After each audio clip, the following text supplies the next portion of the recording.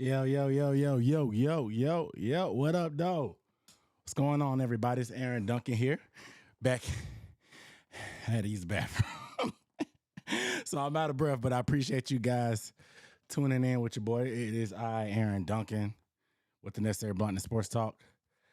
Man, I'm checking in, man. It is, what day is it? Tuesday. Another Tuesday. Another Tuesday, another Tuesday, another Tuesday. What's up, everybody? We're talking draft priorities today. We're talking about the Panthers' projected win total that Vegas just released.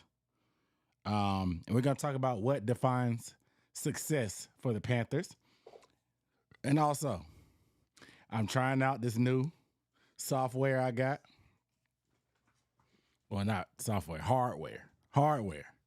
And I will potentially be opening up the phone lines later in the show to chat with y'all. How y'all feel about opening up the phone lines? Let me know. Let me know in the comments how you feel about opening the phone lines. Y'all gonna talk? Y'all gonna call me? Who gonna call me up? We can chop it up for a few minutes. Treat it like a radio show. What's good, everybody? CG Sports Gambler. What up, though? What's good, brother?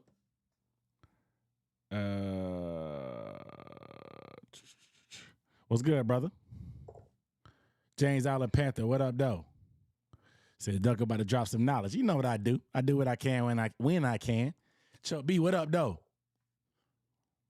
Said salute. Appreciate you, bro. With the crown. What up, though, J Rock? King Domo, what up, though? You?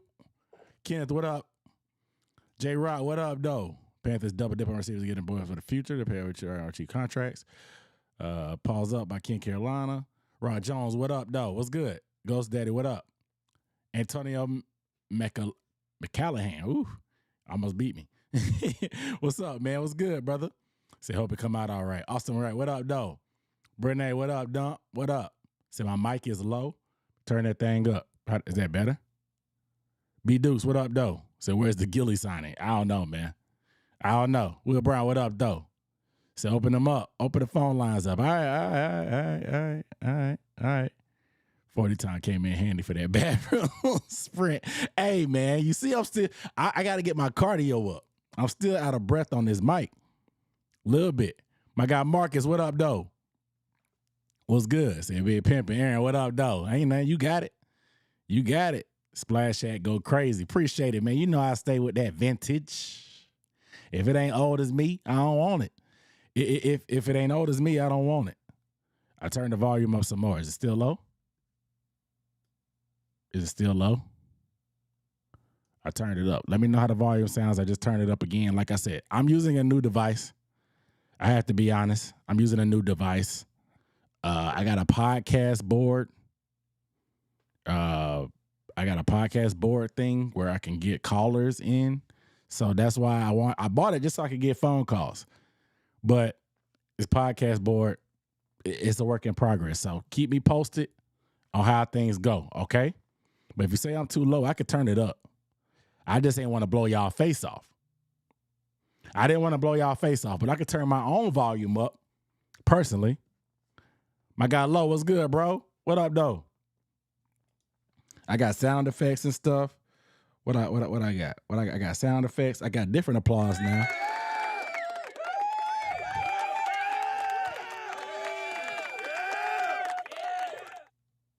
Hey, see, I'm good on volume. All right. Sounds loud and clear, heavy on the loud. All right, I'll turn it down. All right, so let's go ahead and so the volume good now. So you got that Shure 7 mic. Yeah, man, I try to invest in the mic, but I got the different XLR cord now, so the volume good. All right, cool. Appreciate it. Now let's get rocking and rolling. First things first, get a video thumbs up, please, and thank you. That does not cost a thing. It doesn't cost a thing to leave a like and a thumbs up, but it helps me out tremendously. I really appreciate that.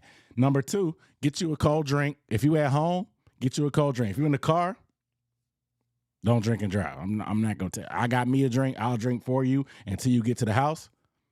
But I got a cold drink for the both of us. But go ahead, crack that thing open. Let's get to it. If you got a craft beer, pour it up. I'm drinking Scofflaw Dirty Beaches. This is not an endorsement. I need to get a beer sponsor. Scofflaw. It's a local brewery craft beer. Hey, chill. Talking about Diddy. I ain't playing no Diddy. I ain't playing no Diddy sounds on here. Say we're gonna get you to 1 million. Hey, 1 million would be. I want $1 million over 1 million followers. Either one is good. But sipping that Woodford Reserve. Hey, you going hard in the paint for a Tuesday. You going hard in the paint for a Tuesday. So I'm gonna try my best to get back to having guests. Next week I'm gonna try to get another guest. So I'm working on that now.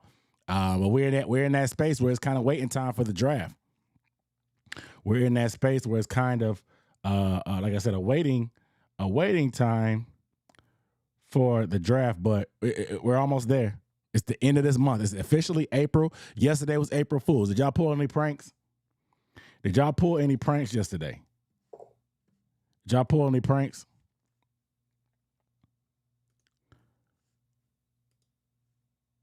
So I know that's right. Yeah, I mean, you're going hard in the paint. You're going hard in the paint. But all right, so let's talk about a couple things. So obviously, sports gambling is legal. Shout out to y'all in North Carolina. We talked about that before. But every year, Las Vegas, they release their projected win totals for the team. So they assess the opponents, they assess the schedule, and they release their projected win totals. So the Panthers win total was released, and they're tied for the lowest in the league. So yeah, here we go. The Panthers are tied for the lowest projected win total in the league. So the Panthers need to hire me as the spokesperson so I can get that bag. Hey, you put it out there, man. I love to be the hype man. Apparently we got a hype. There may be a hype man position available. I'd be with it. You know. But the Panthers had the tie for the lowest projected win total with the Patriots. So if this holds true, the Panthers would be in position for the number 1 overall pick again next year. Obviously, we traded up for it last year. This year, we earned it, but we traded it away to the Bears. And according to this, we would be in the running with the Patriots for the number 1 overall pick again. We will be the worst team in the league again. That's crazy. That's crazy to me. How I feel to y'all. That's crazy to me. That's crazy to me. But could you imagine if we ended up having the worst team in the league again? How would y'all feel? How would y'all feel about that? Because like I personally don't see it. Now, I'm not even going to look at the schedule, but I just personally do not see us being the worst team in the league yet again. Like, there were so many things that went wrong last year that if you weren't paying attention, this may seem like par for course. It may just seem like, oh yeah, the Panthers were trash. Yeah, this makes sense. Like, yeah, you know what I'm saying? Like, if you weren't paying attention, it's said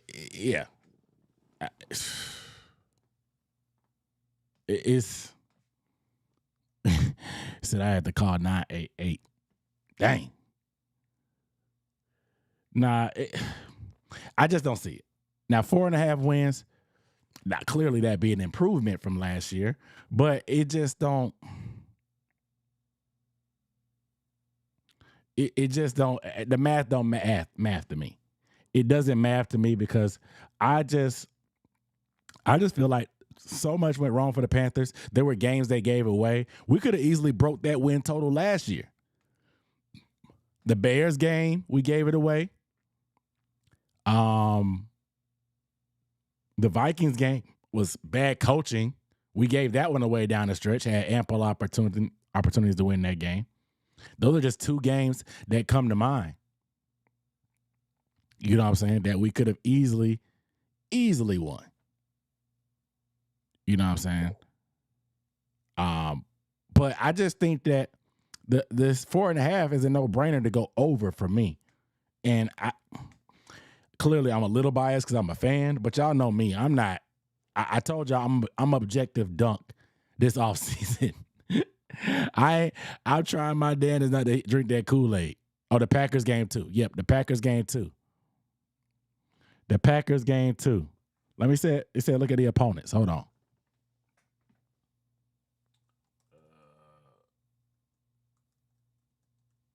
Let me look at the 2024 opponents.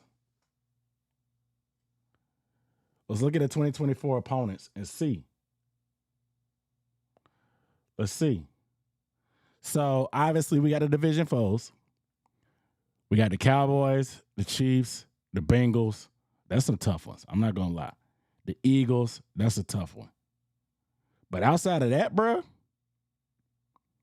I mean, the Giants can get got. The Cardinals can get got. The Chargers are probably gonna. I mean, who knows what they're gonna be? They kind of in transition. They can probably get got. The Bears definitely can get got. The Commanders can get got. The Broncos can get got. And the Raiders played tough with Antonio Pierce, but they got a lot of turnovers down the stretch, so they can get got. Not to mention the one or two games that we can fumble the bag on, and the 1 or 2 games that we can be in that we have no business being in. I just think 4.5 wins is way too low. That's just me. But DraftKings, they go off of public perception. The perception of our franchise currently is that we're trash, unfortunately. Unfortunately, the perception of our franchise right now is that we're trash. So this is going to happen. But I personally think that it's way too low. But the schedule ain't no slouch. Yeah. Green Bay was the one. Yeah, that's 5. That's 3 games right there. Oh yeah, DJ Chark and Eddie injuring himself. Yeah, we only lost 9-0 to the Bucks. So I mean, to me, I think there's folks that can get got. I personally think there's some teams that can get got, and it's a tough schedule. It ain't easy. It definitely ain't easy. But 4.5, I just think even if we only win 5 or 6 games, I think that's way too low, personally. Because let's look at the schedule. Let's look at the Panthers' schedule from this year. Like I said, I just named 3 games that we gave away. So the Saints game we lost by 3. That was a little bit iffy in my opinion. Vikings game could have easily been a win. We had the ball down in the red zone to score. Bears, of course, I mentioned it. The Titans, we had a chance to tie the game up right in that last drive, and then Frank Reich called a screen. So we didn't even give ourselves a chance, but we were there. We had to control. We controlled our destiny.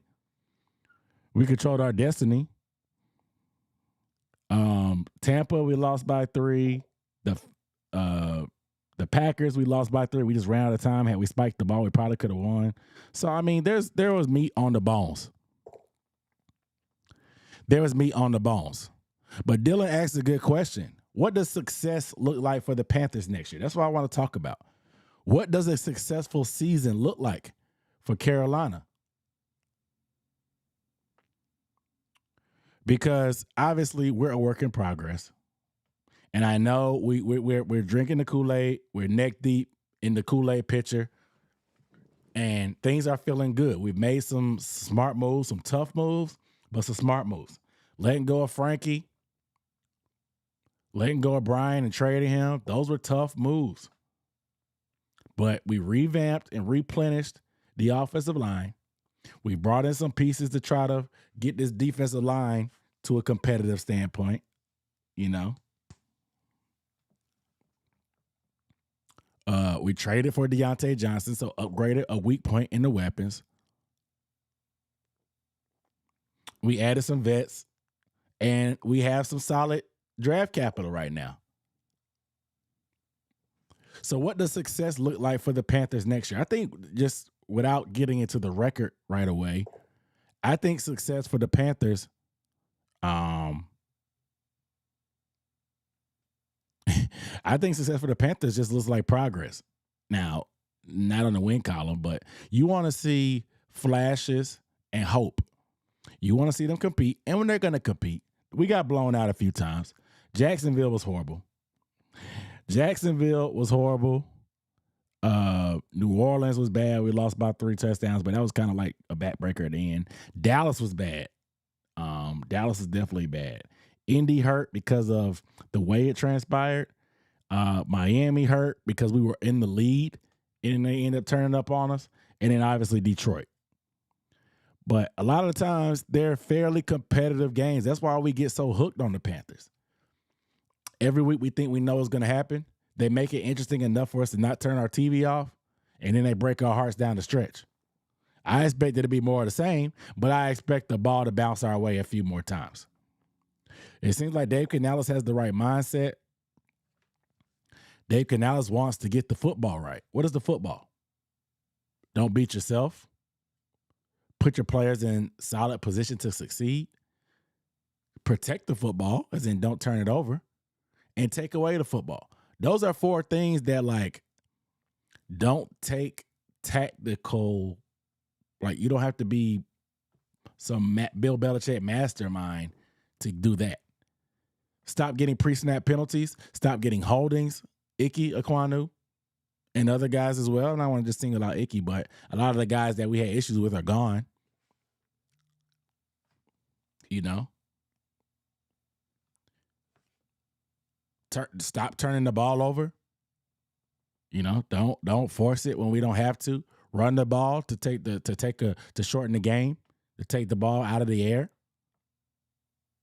Some people say take the air out of the ball, but I mean take it out of the air is in like the least times you put the ball in the air, the less chances you have of throwing the pick. That's what I mean. But they want to run the ball. They said it. That's going to help our defense. The defense did not get a lot of takeaways last year. They did not get a lot of sacks. Getting takeaways is kind of luck. It does have a little bit to do with luck. But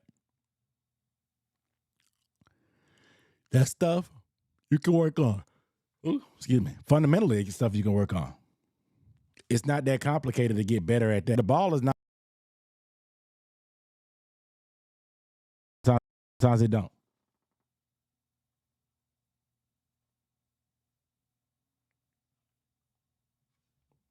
Sometimes it bounces your way. Sometimes it doesn't. I don't know what that was on my phone. Okay. But I just want to see progress. I want to see like what we did in the offseason translates to the field. I don't want, you know what I'm saying? Like last year, we brought in Frank. I mean, because the offseason, people try to say, don't act like this offseason we didn't do this, that, and the third. I mean, we did what we needed to do this offseason so far. Now, the draft is going to really let me know how I really feel about things. But they did what they needed to do. That Brian Burns situation, it was tough. We had to do something. We had to turn the page, whether it was extending him or trading him. Something had to happen. You did what you were supposed to do. You got draft picks for him. It sucked that you didn't, but you did what you had to do. We knew the offensive line was bad, and you addressed that with a lot of money. You did what you had to do. The weapons were bad last year. What did you do? You traded for Deontay Johnson. We expect you to go in the draft to get more. So you did what you needed to do. You did the logical stuff. It doesn't seem super forced except paying those guards, but they're structured where you have outs after 2 years. So you did what you were supposed to do. They did what they were supposed to do. So salute to them for that. But to me, the field, I want to see what they put together translate, because Frank Reich, we had a downhill running scheme offensive line. We didn't downhill run the ball.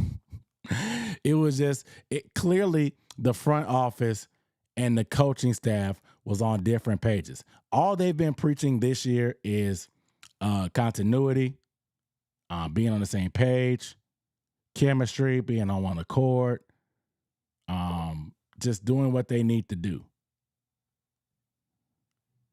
So salute to them for finally trying to get stuff in steps, but I want to see it on the field. I want to see what they put together translate to the field. I want to see Dave Canales put us in positions to succeed.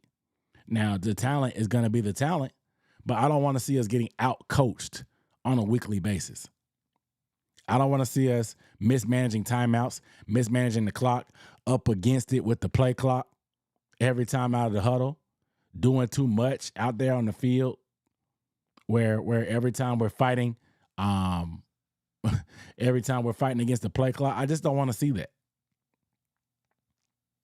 So I want to see incremental progress from that standpoint.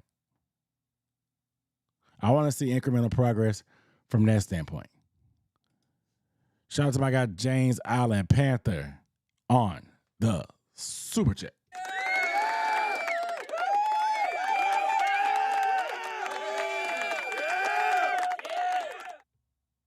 I got these new sound effects I'm trying out, man. I'm trying them out.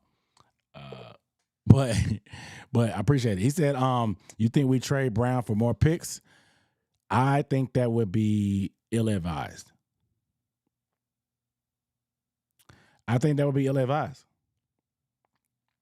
Like, I think PFF just voted him the 31st best player in the NFL on their top 100 list. Number 31 out of the whole league. 31. That's crazy, right? Meg just came off of a Pro Bowl. I think by their grades, he was also a top 5, top 3 defensive tackle, something like that. Coming off a career year, building off of a year that was good before that, 2 consecutive career years in a row. I just think it's ill-advised. I expect, and what I've heard is they're working on the deal. There have been conversations with Drew Rosenhaus, and Derrick Brown is expected to be amongst one of the highest paid defensive tackles in the NFL. Amongst the highest. Now, is that top 5? Is that top 10? We'll see. But what I understand and what I hear, he's supposed to be getting upper echelon money for defensive tackle. I ain't got sources. I just know people that got sources. I ain't got sources. I just know people that got sources. And Derrick Brown is going to get paid. It's more of a matter of when than if. And I told y'all, and I thought it would start this week. But when the offseason program starts, which is next week, we got an announcement that the offseason program starts with April 8th. So offseason workouts start then. Voluntary stuff. Is Derrick Brown gonna be there? If Derrick Brown is not there, that could be the remnants of a holdout. He want that back. I don't blame him. So we will see. We'll see, but we'll see if he gets that money before then, because they may want to for the PR standpoint. They may not want this to turn into a holdout, because if you turn this into a holdout, it's gonna start looking like all over again the Brian Burns situation, that they're mishandling another star player on your team. They don't want to pay him, and you start getting a reputation. They already got one, but you start getting one. When you consistently trade away and don't pay your homegrown talent, you get a reputation. Everybody wants to draft and develop till it's time to pay the guys that you develop. And then they don't want to pay them. Ain't that crazy? But I think Derrick Brown is going to be a Panther. I would love for him to be a lifer. I would love for Derrick Brown to be a lifer. I would love for him to be a lifer, but I definitely think that he gets paid. Brown performs consistently. I mean, I guess, but the way our fan base does, the way our fan base hates on our own players all the time, they could be trying to say that he doesn't get enough sacks. They're gonna say he doesn't get enough sacks. Derek Brown, why would we pay top 5 money? Why would we pay top 5 money for a guy that gets no sacks? I already see it now. I know what the haters gonna say. Why are we gonna pay top 5 money for a guy that's a one-trick pony? All he does is stop the run. All he does is stop the run. Why would we pay? Why would we pay top 5 money for that guy? I know how this fan base gets down. I've been here long enough. Y'all ain't want to pay Christian. Folks did not want to pay DJ Moore. What was it? They didn't want to pay Cam Newton. They didn't want to pay Cam Newton. They did want to pay Christian because he's a running back. Nobody wanted to pay him, even though he was the best running back in the league. Nobody wanted to pay him. DJ Moore, time to get paid. They said that DJ Moore wasn't a wide receiver 1. Why would we pay DJ Moore $20 million? He's not a wide receiver 1. That's what they said. Brian Burns' chance came up. They called Brian Burns everything but a child of God. And they didn't want to pay him. If Derek Brown turn, they're going to make up and say that he don't get sacks. Why would I pay a defensive tackle that top 5 money when he only get 2 sacks a season? That's what they're going to say. Because the guys he going to get paid amongst, they're going to be close to Chris Jones, double-digit sack guy. Matabuke, what he had, 8, 9 sacks? Something like that. Christian Wilkins had, 9 sacks too? These guys have way more sacks than Derek Brown.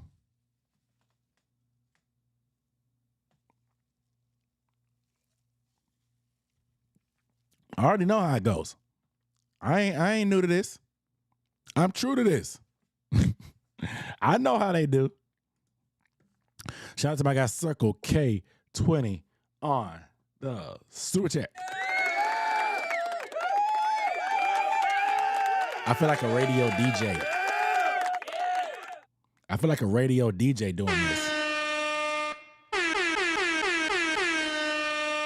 I feel like a radio DJ now that I got this soundboard. I'm just trying not to mess nothing up.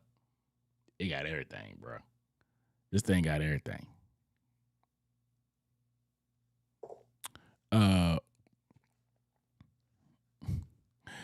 What do I think? This is a good question, actually. But shout out to Circle K. I'll get to it. Said Ladd McConkey, Troy Franklin fit Bryce Young best. I like Ladd.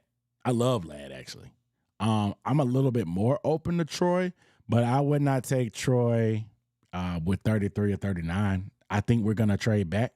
I got a video I'm working on about trading back, but I think we trade back, personally. But mid-second, later second, I'd take Troy. But Troy has a lot of things that he needs to clean up and work on. The fact that he won't have to be wide receiver 1 will be huge, but he'll provide that speed, be able to be a deep threat, quick twitch, but physical coverage can give him some trouble. He didn't run as fast of a time as he wanted. He tried to lose weight. That's why he was so light at the combine. These guys try to lose weight to try to run faster times. You see Xavier Worthy was what? Xavier Worthy was 160-something pounds and ran a 4.2 something, broke the record. They help your draft stock. You come in later, gain weight. He doesn't play at 168. So what Troy Franklin tried to do, he got down to 178. Troy Franklin got down to 178, and he didn't run that fast of a time.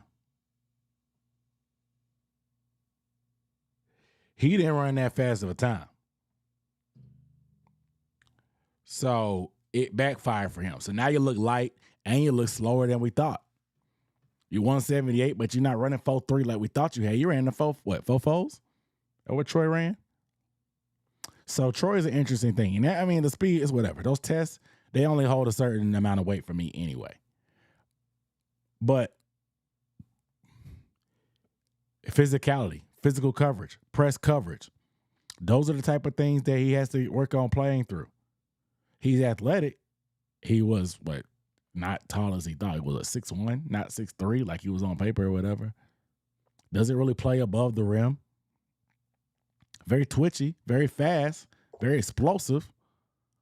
But Troy Franklin has some question marks. He definitely has some question marks. I don't hate Troy though. And that just segue. I'm trying my hard. I'm gonna start doing heavy on the prospect profiles coming out.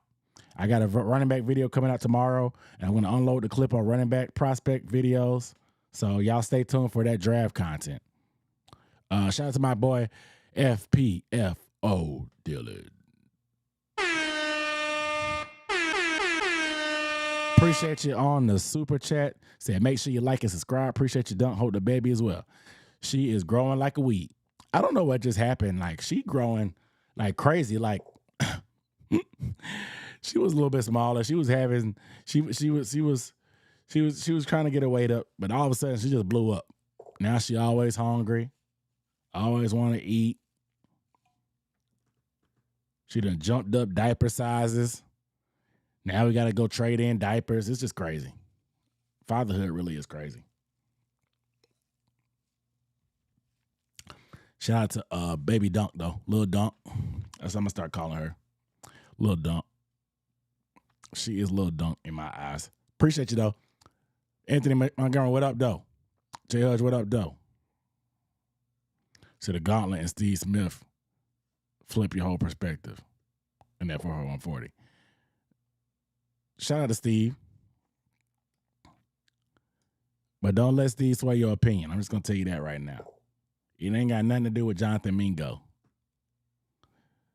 But Steve, you go watch some tape of yourself. Go watch some tape yourself.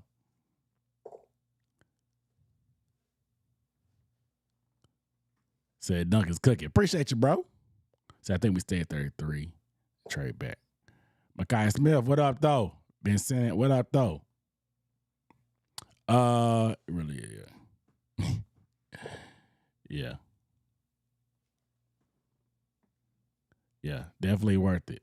All right, so next topic, and after this, we're going to get into the phone lines. Like I said, the phone lines will be open tonight. If you're just now joining, I will be opening the phone lines soon and very soon. I got one more topic I want to cover before I chop it up with you guys. I'm trying out this new, like I said, I got this new podcast pad.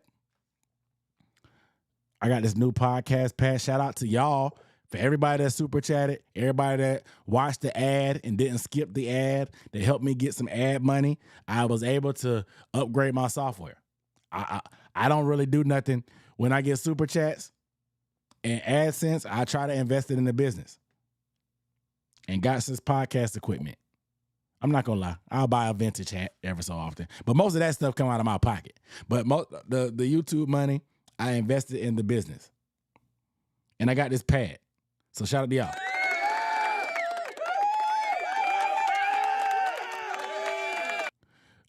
Yeah, but appreciate y'all because I got this little iPad, this podcast pad, and it's dope. So I'm gonna try to take calls coming up. So make sure you guys stick around and stay tuned.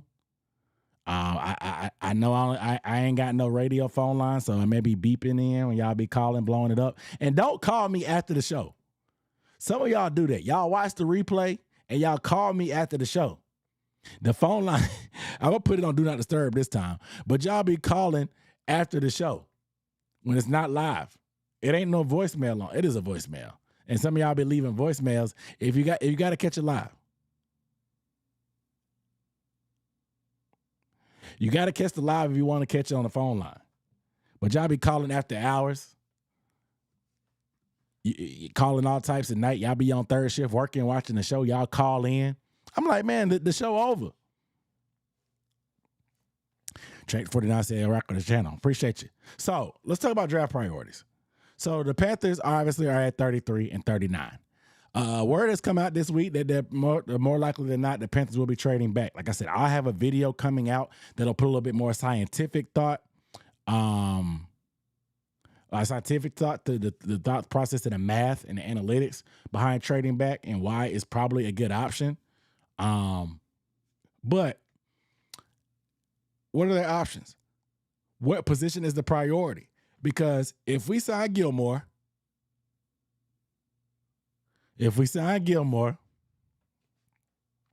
I think that'll be answering our holes. All of the Panthers' holes on the roster will be answered for the most part. There's some answer.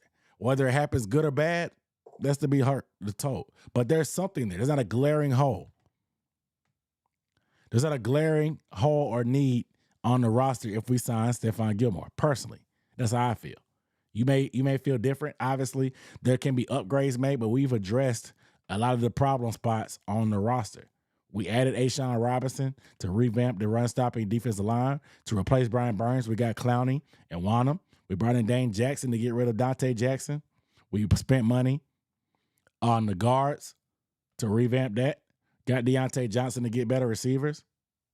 We got Jordan Fuller for a safety to replace Von Bell.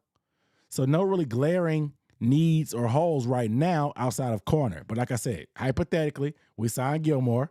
Fingers crossed. Fingers crossed. We signed Gilmore. We are in a position to go best player available, in my opinion. Now, there's certain positions that take priority over one if we go BPA. That's my opinion. I go weighted BPA because there's certain needs that if there's a better player on the board, like there's a quarter, if the quarterback is the highest graded player on the field, on the draft, we're not going to draft a quarterback at 33. Let's say Penix is high on people's draft boards. We're not going to draft Michael Penix. That just would be malpractice. I know some people in the fan base may be happy. I know some people may be happy, but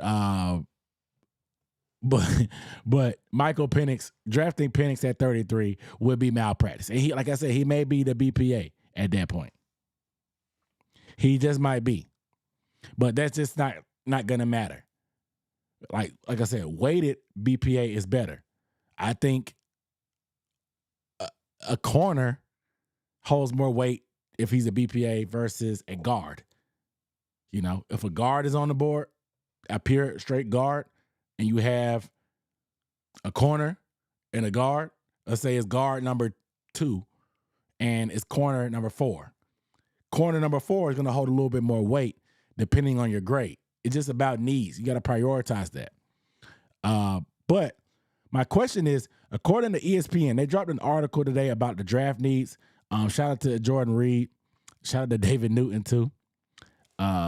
They said that the top 3 needs for the Carolina Panthers is OLB, wide receiver, and center. It said the Panthers signed free agent Jadeveon Clowney, but he is 31 and not an every down player or long-term solution to replace Pro Bowler Brian Burns, who was traded to the Giants.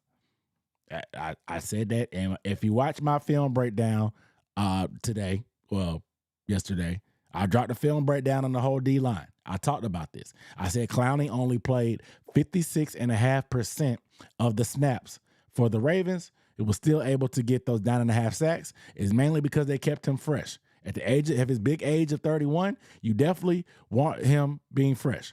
Do not play him more than 60% of the snaps. You will not be getting the return on the investment that you want. Y'all gonna be pissed. But you won't blame it on coaching. But he's a rotational guy at this point, which is fine. If you can get 9.5 sacks,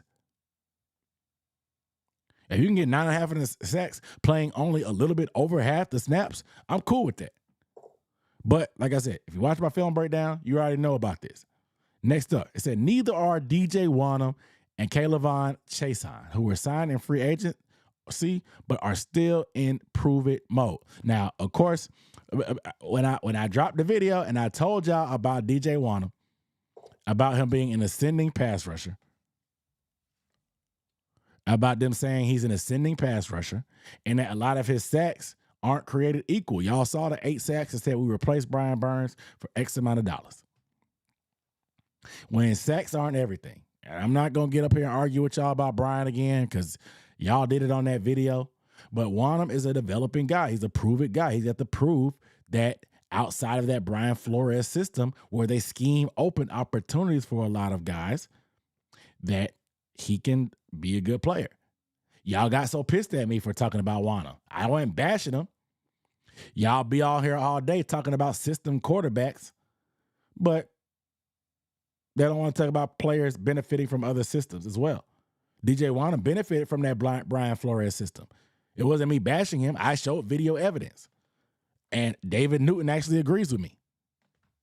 I mean, I may say that I don't carry any weight, but it is what it is.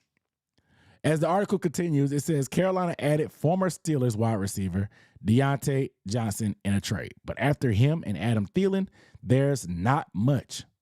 So with a deep class of wide receivers, using one of the 2 second-round picks on a pass catcher feels like a must. And Austin Corbett, who spent most of his NFL career at guard, is penciled in as the starting center, so the Panthers need to find a young player to develop behind him. Signed, David Newton. Now, Jordan Reed came back and said the prospect to fill a need outside of round 1, which is all our draft picks are outside of round 1. He said Zach Frazier, center, West Virginia. Frazier allowed only 3 sacks and 1,277 pass blocking snaps over the past 3 seasons, and he could be a long-term answer in Carolina. Now, I drafted Zach Frazier. I think I drafted. No, in one of my drafts I did. But to me, I think that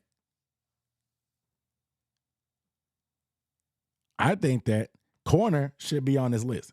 I think corner is probably up there with outside linebacker. Is it the number 1 need? No. But if there's a top flight corner that falls, I would take a corner.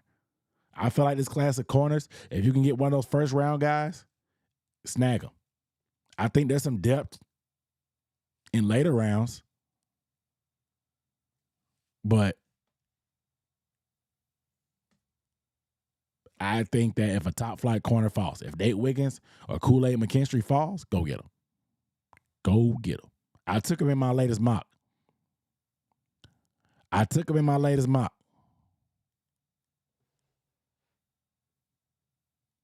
You know? So I think that corner should be on this list, but I'm not super mad at this list. I'm not super mad at this list. You know? I'm not mad at it because we have some guys, some Band-Aids. We have Band-Aids at certain positions, especially at corner. Jordan Fuller, not a long-term answer. Dane Jackson, not a long-term answer. Jadeveon Clowney, not a long-term answer. DJ Wanham, not a long-term answer. Hell, Deontay Johnson ain't a long-term answer at this point. Very good player. They could make him. They could make him a long-term answer, but he's still not. We need talent everywhere. We need talent everywhere. So I think BPA is fine with me. Any of these 3 positions and then add corner on there, I'll be open to it. Wide receiver definitely has to be one of the second-round picks. But I think 33, if you don't trade back, I think if a corner falls, you take them. If you get some great offers, if you get an opportunity to get a second-round pick next year, you take it because we don't have a second next year. So if you get that opportunity, take it. Take it. Take it. They're very, very valuable picks. Second-round picks are valuable. But I think that any of these picks in the second round, I wouldn't be mad at it. I wouldn't be mad at it. But like I said, I'm still high on corner, depending on who the right guy is. Let me get these comments real quick. What up, though, from Baltimore? Andrew Scott. What's good, brother? What up, though? Y'all pumping up Peyton Wilson. He said, "Is linebacker a need?" Good question, actually. But how do we feel about? Educate me. I'm still wondering about linebacker. I know we get Shaq back, but it does not feel like a need. I like Josie Jewell. I like Josie Jewell as a quality starter. Like I said, not a long-term answer. Not a long-term answer. Shaq, not a long-term answer. So linebackers on the table. I just think that the history of the draft, taking a linebacker with premium capital, the ROI isn't that good. The third, if he's there at 65, take him. If he's there at 65, take him. Peyton Wilson ain't some perfect prospect. I'm gonna tell you that right now. I get the Luke comps because Luke endorsed him, but he ain't Luke. I'm gonna tell you that right now. He's not Luke. He's not Luke Kuechly. But he's a good player. He's a good player.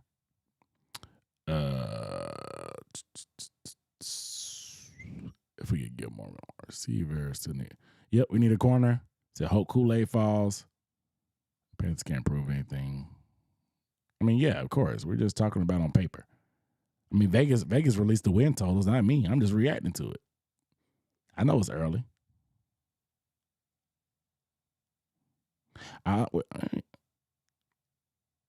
We understand that it's early, but it's just an exercise because Vegas released their win totals based on something. They based those win totals on something, so we got to react to it. Those 2 second-round picks have to be starters. They can't be used on projects. That's fair. I would like to get 3 to 4 contributors in this draft from day one contributors. Even if they're even if they're higher floor, lower ceiling, I want day one contributors. I want guys that are going to be playing, starting, and or in the rotation heavily. And I mean, and or in the rotation, I mean if you're playing edge. Because if you're playing edge, clearly it's going to be a rotation, but I expect you to be a long-term answer. If Chop falls to 33, we got to take him. I'm not a huge Chop guy for our system. I think Darius Robinson is the better Robinson. So as long as we get starting center, I don't care. There's some overlooked receivers for sure.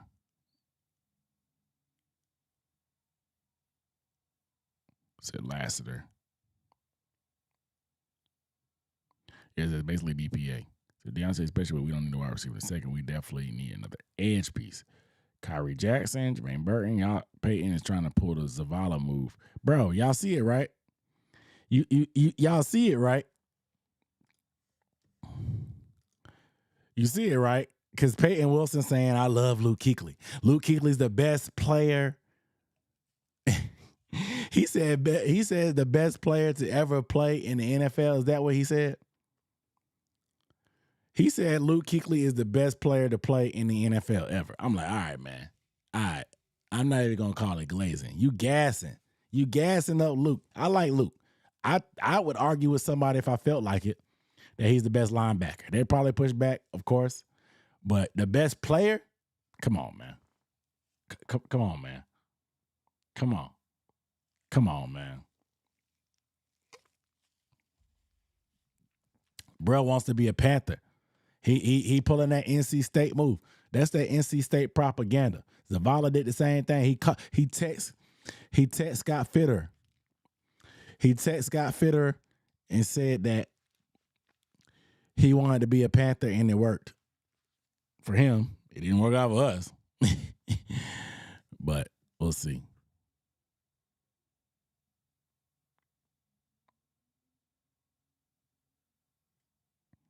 Shaq, what do you mean? Shaq is definitely an inside backer. Shaq is definitely an inside backer at this point. But Miami is a safety at 6'5", 230. Yeah, he runs like he's not that fast. What do you think about Darius Robinson's RAS score? I'm not tripping on that. I'm not tripping on his RAS score because I know what he is. Nobody's better against the run. I don't think anybody, again, on the D-line is better against the run in this draft, at least on the edge rusher. He gives you flexibility to play inside and out. Since Clowney doesn't play rundowns that much, Clowney played 56% of the snaps. You bring in Darius Robinson on first and second. Clowney comes in on third. You put Robinson on the interior beside Derrick Brown. You have Derrick Brown and him on the inside, Clowney and Wanham on the outside, and you wreak havoc. You got some speed on the inside. Derrick Brown going to get double teamed, so it should give Darius Robinson single coverage. Clowney going to get singled up. You can't double everybody. I'm not tripping on no RAS score.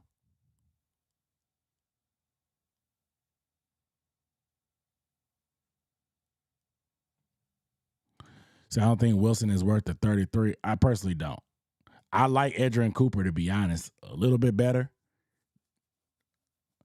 I don't think Peyton can work through the trash and traffic as well as I like. That's why I'm like the Luke comps are tough. Because Luke, yes, he can get blocked sometimes, and he needed that D-line in front of him.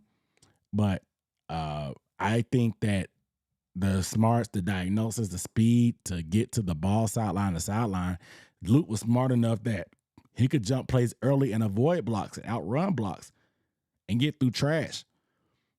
Excuse me, Peyton Wilson struggles sometimes to get through trash and get to the place. So that's just one of my knocks on him.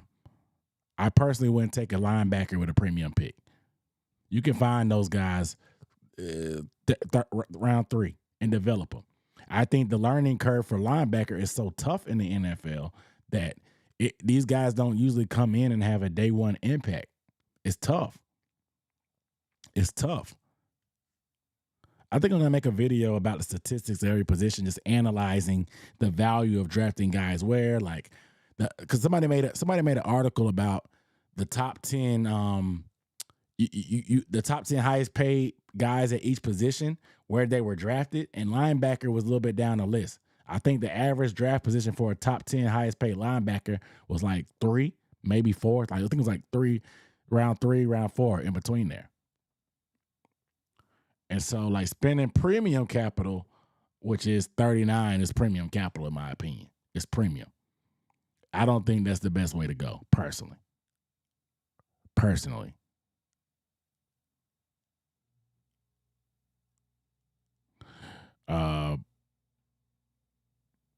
So it can't be the best player of all time and not have a ring. Thanks, bro. No one to talk about that either. You drafts a guy based on the text. It made me mad. Right.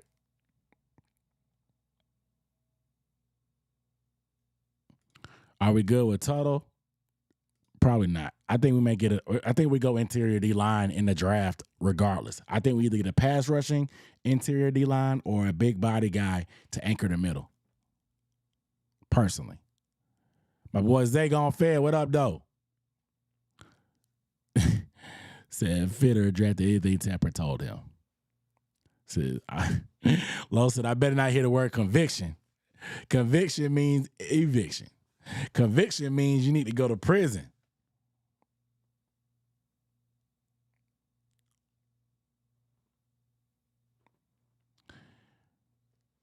Do I want a guy that wants to be a Panther? Like I said, Chandler Zavala wanted to be a Panther. There's a lot of guys that said they wanted to be Panthers, though. I do want guys that want to be Panthers. I'm not saying I don't want Peyton Wilson. I'm just saying I wouldn't use 39 on him, personally.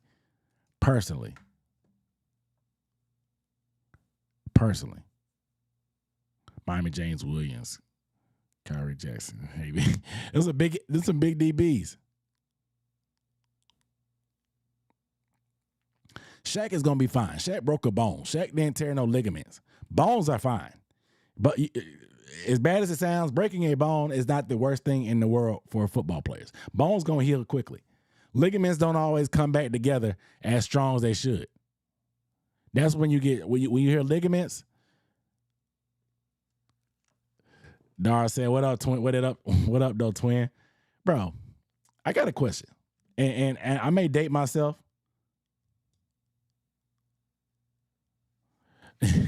I may date myself here, but what does twin mean?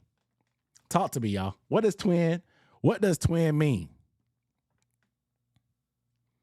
Because I hear guys saying it to each other as a term of endearment, like my brother, my bro, What up, man? Twin was good.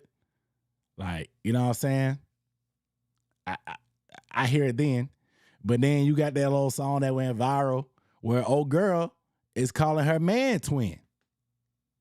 Like, you saying it as a term of endearment to the opposite sex. You know what I'm saying? Like what does twin mean? Because why would a woman say call a man her man twin? Why would she do that? If it means bro, why would she say bro? Women that say bro or bruh, it bothers me. So if that's the case, it bothers me. But like, why would a woman say twin, where you been? And that's like, you know the song I'm talking about. That viral song or whatever. Like, so what does twin mean? Is it interchangeable? So like,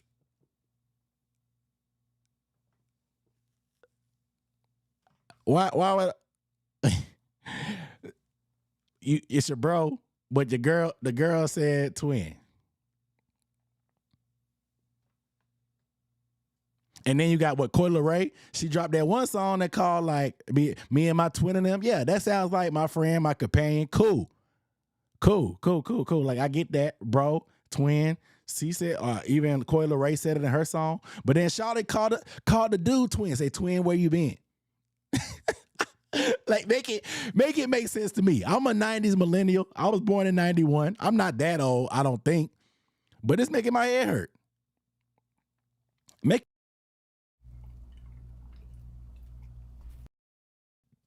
I'm just a guy.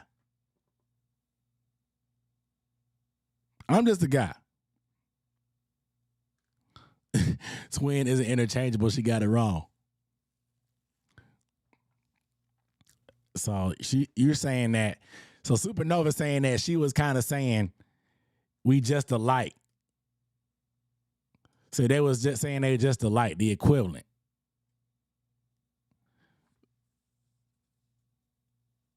So females can call man or woman. Hold on. So Zay, you told me you were 20 years old. So this your speed. You told me you were 20 years old on the timeline. So a guy can call his bro twin, and that's bro. Cool. So, but a woman, she can call her friend, her female friend twin as well. But she can also call a man twin and it'd be cool. But a man can't call a female twin. All right. Y'all got it, man. Y'all got it, man. Y'all got it. Y'all got it. Y'all got it.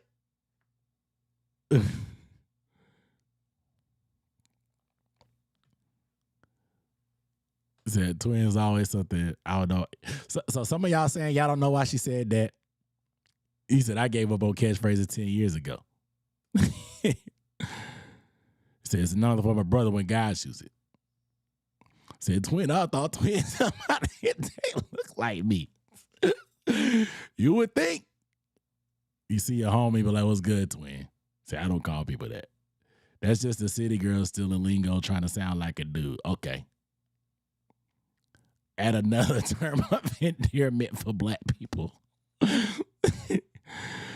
Bro, John, we're getting too old, dog. We're getting too old, man. Say, I know why she said that. Michael Rayner, what up, though? Said it's zesty. So you know, girls that call a significant other twin. Twin isn't interchangeable. So is it interchangeable or not? Out confusion. Someone just like you. All right. Said she was just masculine dunk. That's why she said it. All right. I'm thinking too much into it. That what I am? I guess I am old because my head hurt.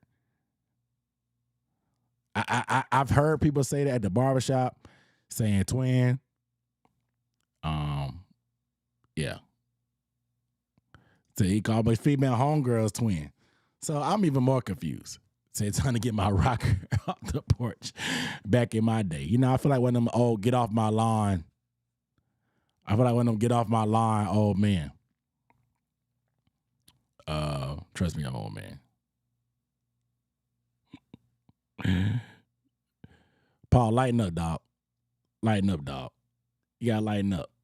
You gotta lighten up. That's the point of the hangouts, bro. We we come to hang out. We came to talk and interact. We come to talk to interact. Don't say gnarly. I never said gnarly. That's a rocket power stuff. All right. Say what? No. All right. So, but let's do it. It's time to open up these phone lines. Y'all ready? Let me take a sip of my drink. Let's get the phone lines going, man. The call in to chat right now. Let's see if it works.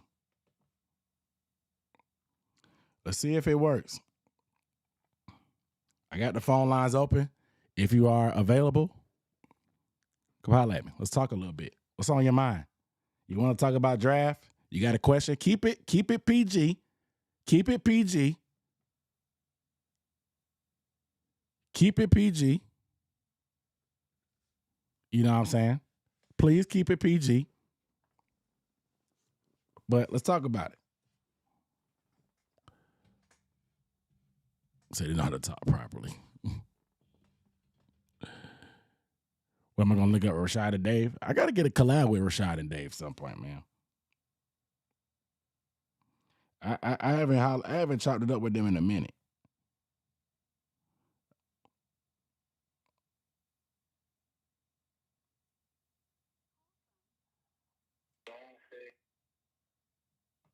Am I connected?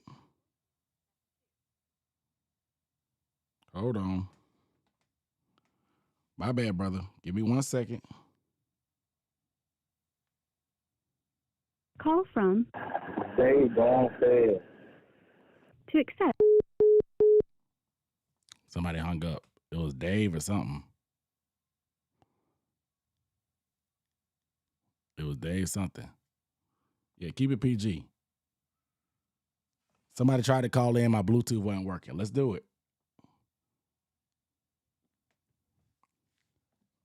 All right. Unknown caller. Mike Rayner. To accept, press 1. To send a voicemail, press 2. Y'all let me know if y'all can hear this on the screen. Let me know. Michael Rayner, what's good, brother? Hey, brother, what's happening? What up, though?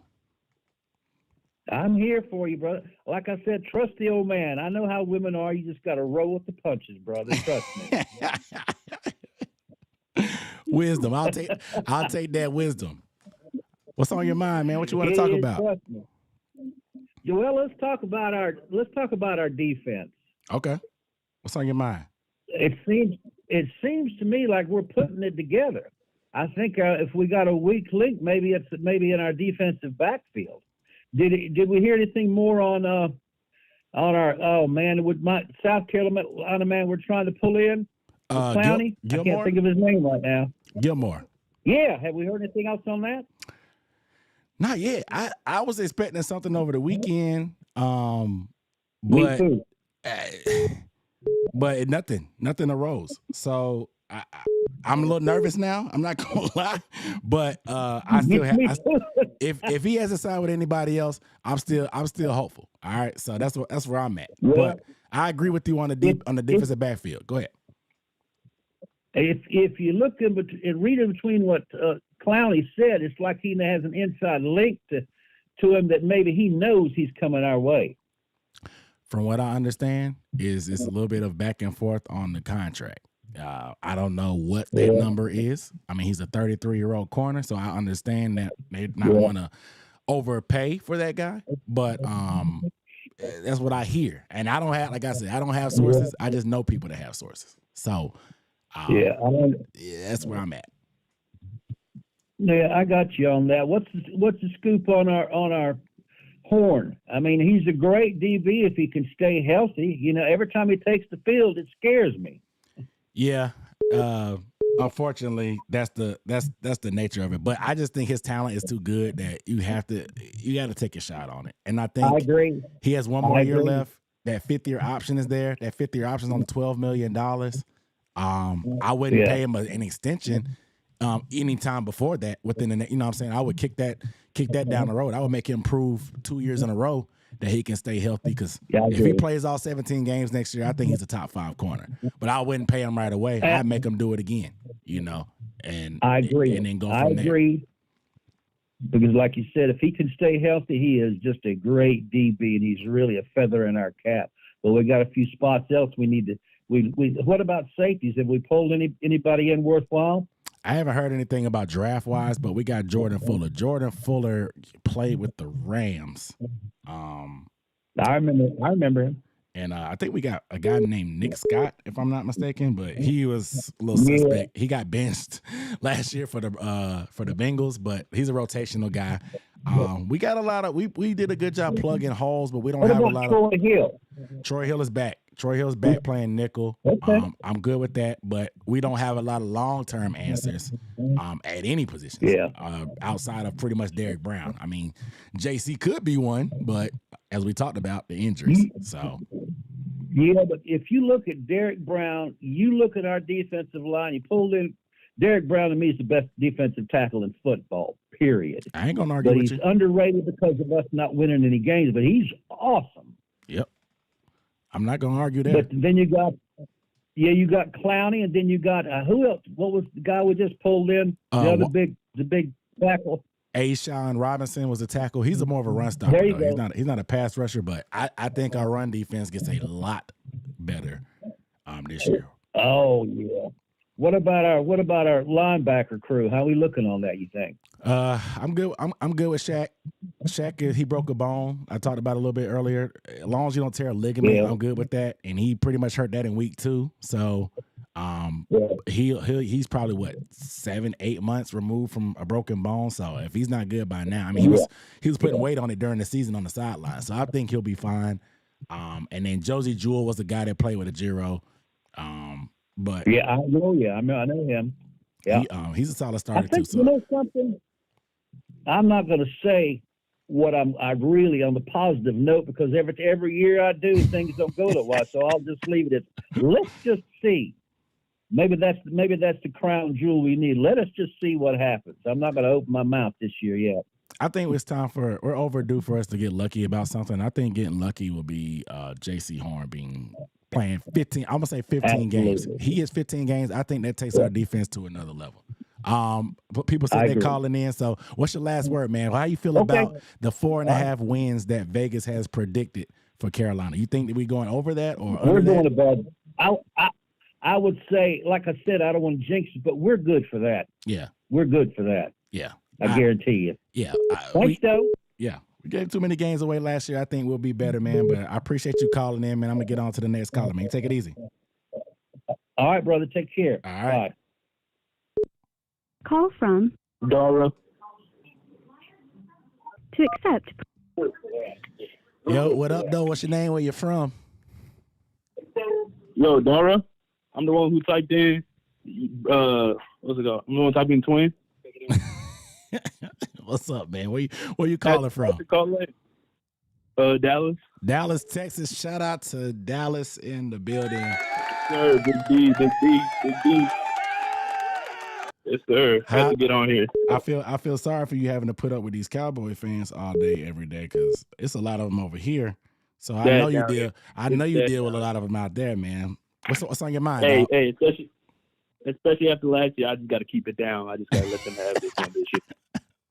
It's cool though. What's on your mind, man? Talk to me. I just wanted to ask. I've been seeing a lot of different mock drafts and whatever. So I just want to know. You think Adion from Texas could fall to us? Oh, Adonai Mitchell, the receiver. Yes, I don't know. Some people said that 40 that he ran, that 4.35, probably put him over the top. He could. I think he's going to be back of that first round. A lot of fans want to trade up for him. I am not in the business of trading up for anybody in this draft, especially a receiver, because this class is so deep. Is there a chance? Yeah. Could be. But the fact that the Texans, they were in the 20s, they ended up trading back to like 40-something. And receiver is a need on their list. A lot of people mocked AD to them.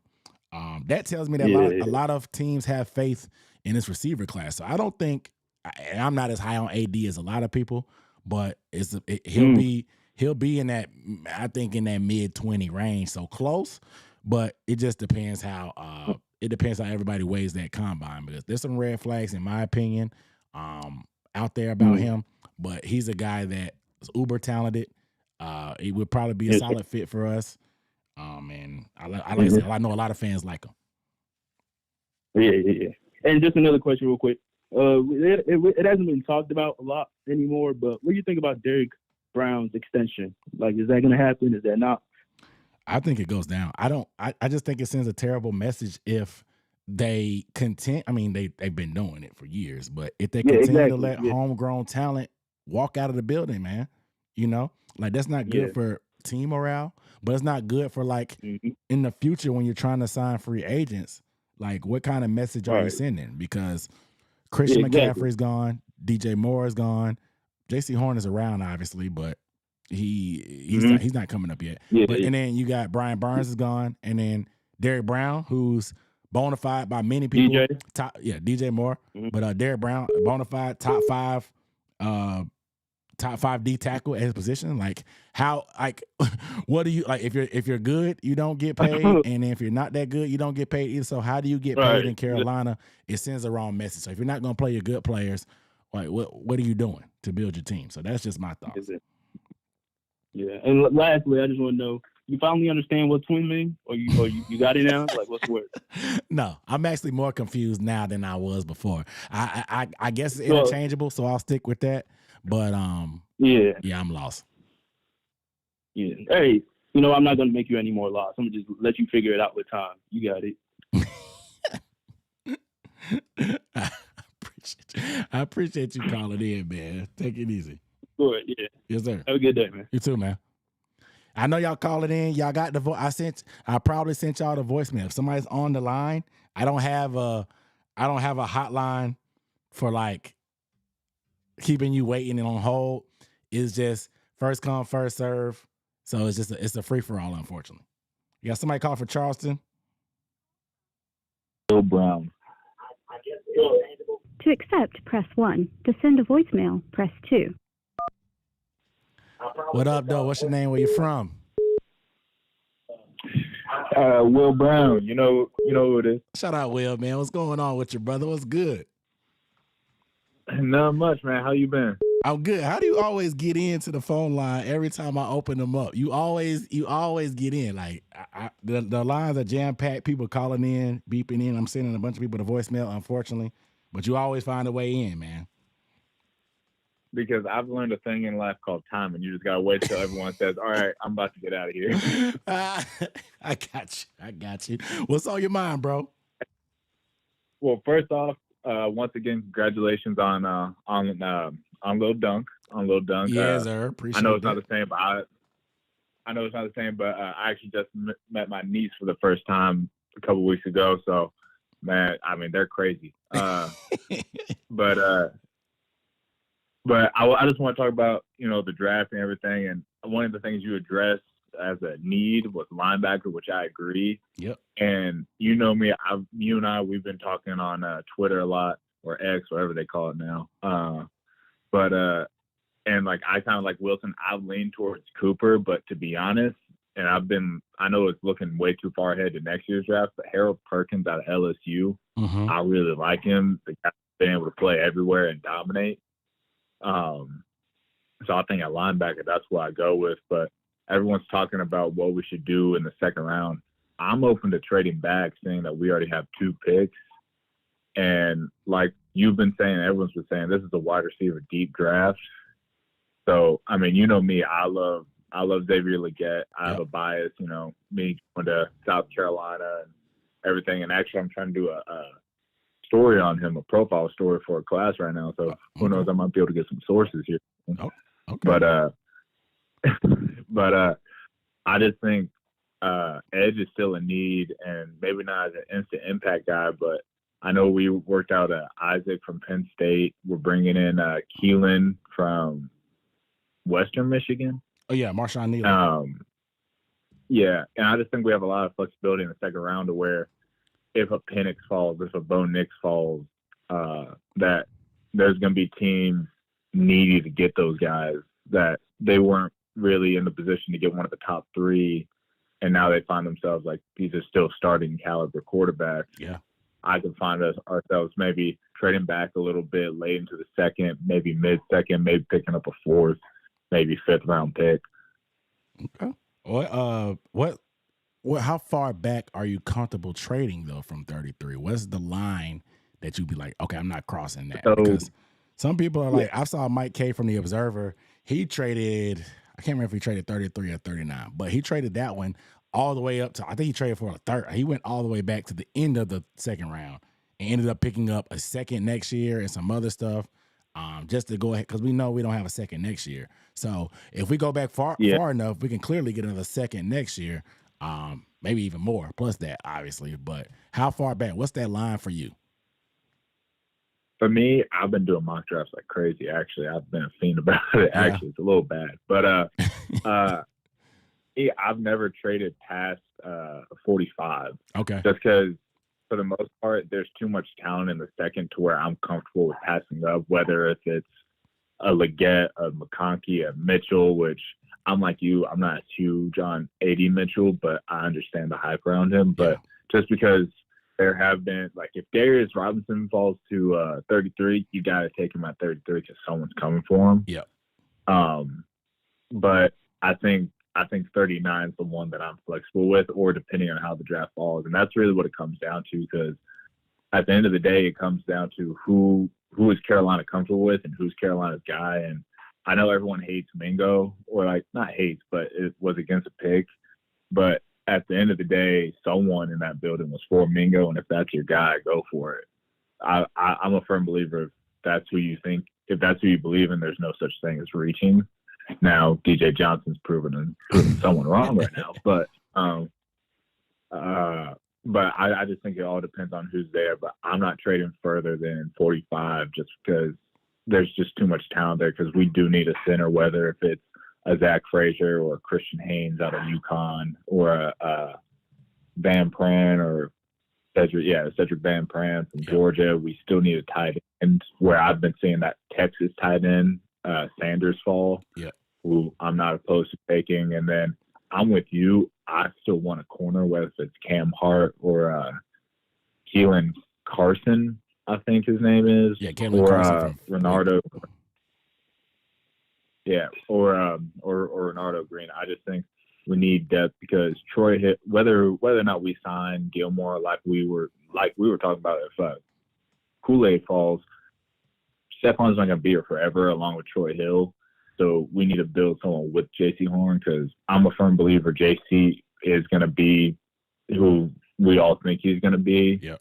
And he's just had a plethora of unfortunate injuries. And, I mean, we're the last franchise that should be saying, if you are injury prone, you shouldn't get a chance, because Thomas Davis is one of our most treasured stories and players in history. So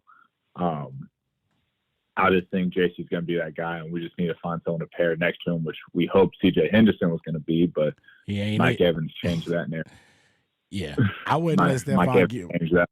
Yeah, exactly. I wouldn't let Stephon Gilmore sway me from taking a top corner if they fall. That's just me. Yeah. I'm big on that as well, man. But let me get the final word from you, bro, before you sign off. What you think about that 4.5 wins? You think we going over or under? I'm on the over side, just because I think I'm with you.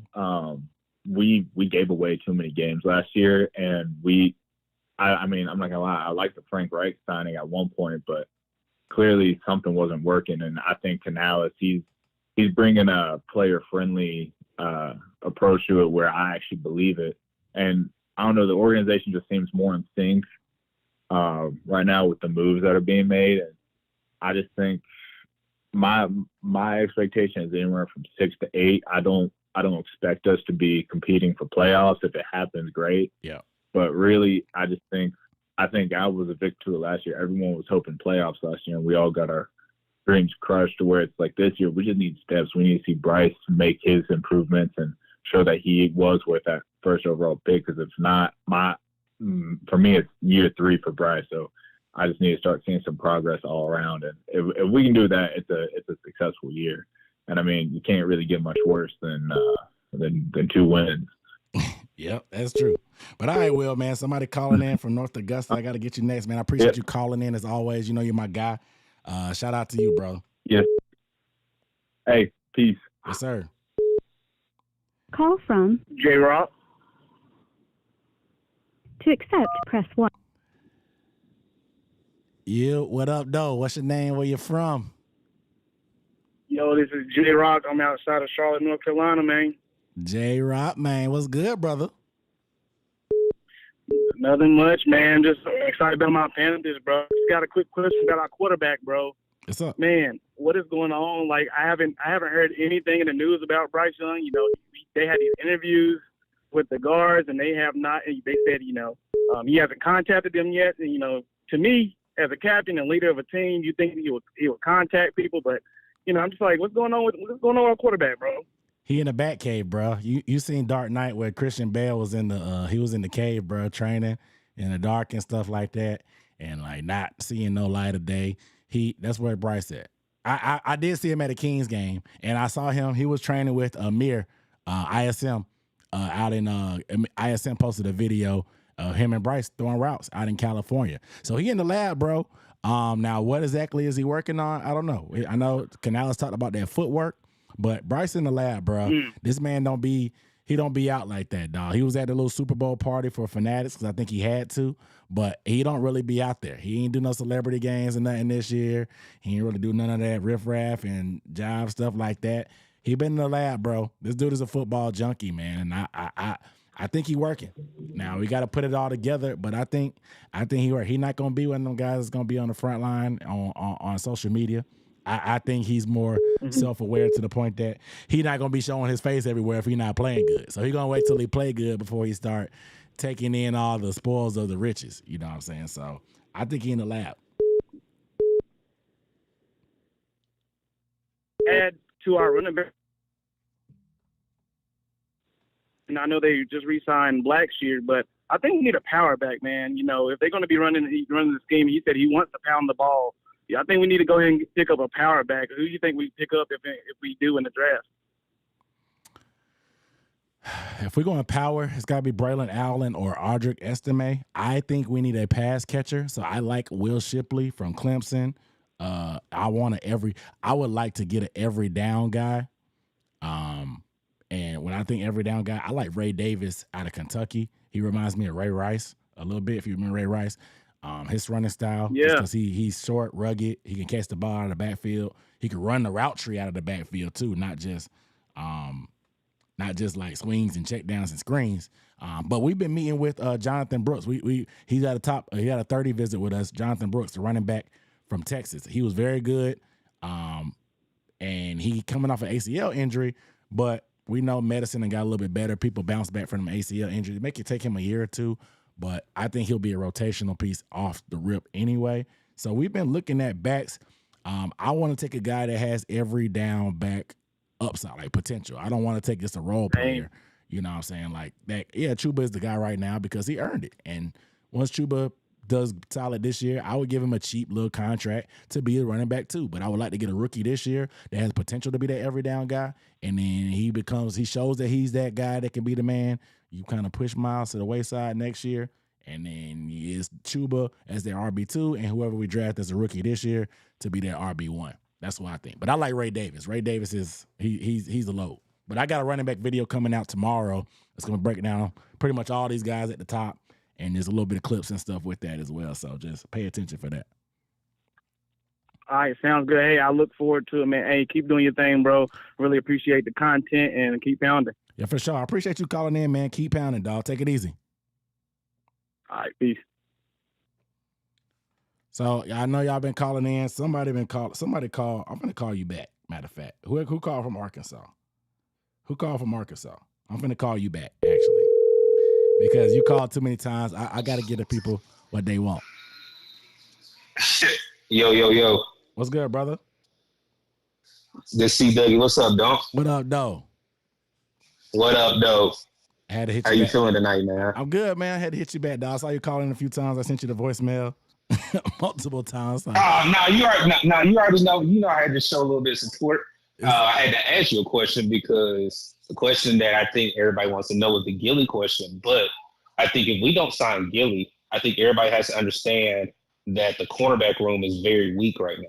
Yep. And what I mean by weak is you have J.C. Horn that if he gets hurt, he's not going to get a fifth-year option. You have Dan Jackson, who's on a one-year deal. If he does show up and have a good year, he's going to demand money. Then after that, who do you really have proven? You have a Troy Hill that's not an outside corner, that is a nickel corner. After that, you really don't have anything. And I think we all want to look at linebackers. We all want to look at DNs, wide receiver. I really think it is a best player available that falls out that board. I know Kool-Aid is supposedly, he did have a good pro day. He did have a good 40 with a Jones fracture. But I do think, it's still a lot of question marks with certain players. And if these quarterbacks go like the rumors are coming out now, Carolina can really get a quality day one corner to come in and, be an insurance or be a 1-2, even if we do get Gilly, because I think even if you do get Gilly, he's not going to be here for more than a year or two. Yep. So you need to have an insurance. Yep. And I 100% agree. I took Kool-Aid in my latest mock. I was hoping that foot injury would put him down draft boards, but he still ran 4.4, which is exactly he needed to run that whether he was healthy or injured. Had he been injured and ran low 4.5, mid 4.5, I still think he would have been all right. But the fact that he ran a 4.4 something with a hurt foot when speed was really one of his biggest questions, I think it might have pushed him into that first round. But we'll see. Like you said, I'm hearing all this buzz about Penix, who I don't think is a first-round quarterback personally. But if they want to overdraft, so be it. And that's going to just make more and more people fall to us, whether it's a corner, whether it's a good receiver. I think we're just in a good position where we don't have to reach. We can let the people in the first round do what they want to do, and just you have not 24 hours, but you got 10 to 12 hours to think between day one and day two what you want to do. And with that 39th pick, we got some flexibility and some options there. I think they do want to trade back, but I just think we're in a solid spot. I think there's even more. Obviously, having the first overall pick would have been damn sure good because we probably could have traded back because we need so much help. We could have traded back and got hella picks had we had it. Correct. But Correct. I think worst case scenario right now, having 2 second-round picks that high, I think we can maximize value there. So I think I'm actually pretty bullish about our draft, man. How you feel about the win total, man? That 4.5 wins that Vegas predicts for us.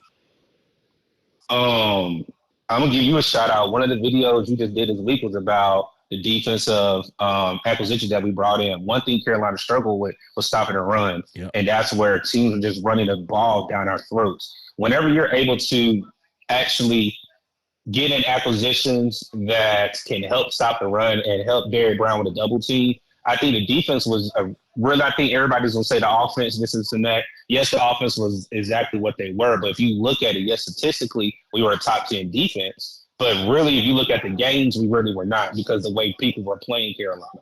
And if you can't stop the run, what are they going to do? They're going to open up play action. But I think like what Dave Canales said, if he allows Evero to handle the defense and let him handle the offense, and if you look at how bullish they have been about protecting Bryce, getting pieces in there that can help with the running lanes. 4 wins is easy. If you really look at it, most of the games that we lost closer to the end, like the Tennessee Titans, the New Orleans Saints, the Atlanta Falcons week 1, these were one-score games in middle of the fourth quarter. And when your defense is on the field so much and getting gas, what are they going to do? They're going to give up big plays. So I think 4 wins is very doable. I think the other call said 8. I'm not opposed to 8 wins. I'm not. I'm really not. I understand the schedule is crazy. I know everybody's looking at previous, records and everything. But one thing Dan Morgan even alluded to whenever they made it to the Super Bowl in 2002, what happened? They were, that's where they got this saying, the Carolina cardiac cats. And nobody expected Carolina to come in and no, I'm not saying, the Panthers are going to make it to the Super Bowl. No, I'm looking at it as you never know. If you have the culture and you have people that buy in, like he said, he wants to bring guys in from winning organizations, bring them into the organization and build that culture, keep the same mantra, keep pounding, but build your own culture. That's what Dave Canales is doing. He's bringing his own culture, bringing in his own guys, and then let's see what we can rock and roll with. Yeah. And Clowney said that himself. He said that the league is meant for people to go 8-8, and you can turn things around quick, man. You just really ever really know. Correct. He said that the division not out of reach, man. So I appreciate you calling in, my boy Doug. Y'all make sure y'all check You out already know. Doug's YouTube channel. What's up, Doug's Panther content?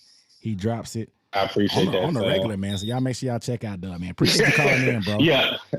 Hey, yes, sir, man. You know, I'll be hitting that shit. And like I said, y'all make sure y'all subscribe. And if you join the content, definitely call up and talk to our Doug, man. Everybody have a good night. Yes, sir. Appreciate you, though.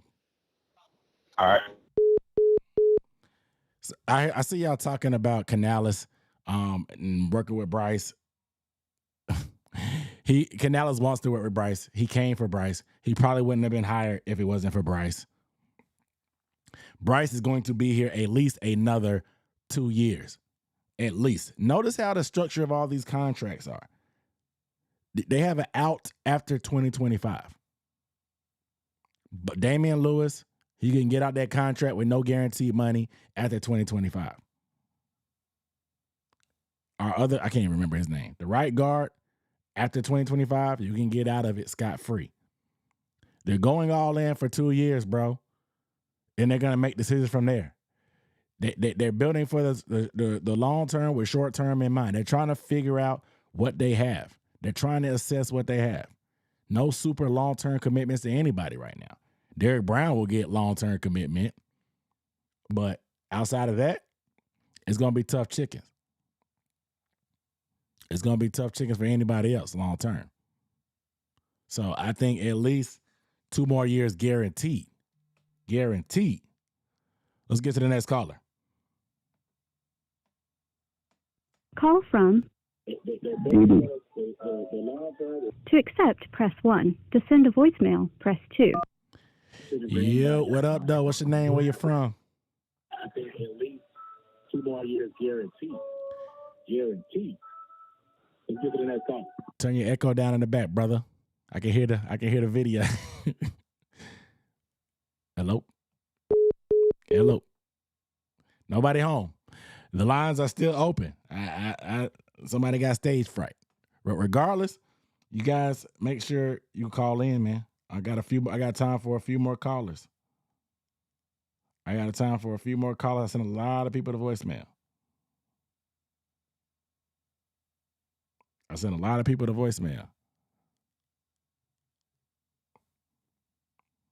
They spent a lot of money. Yeah. Unknown caller.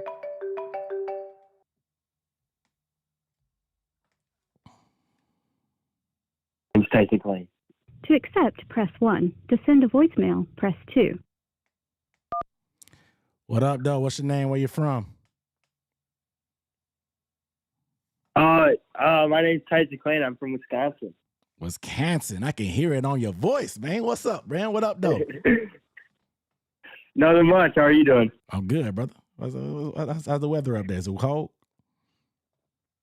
What's that? Is it still cold up there? Yes, it's actually blizzarding right now. Blizzarding. Yikes.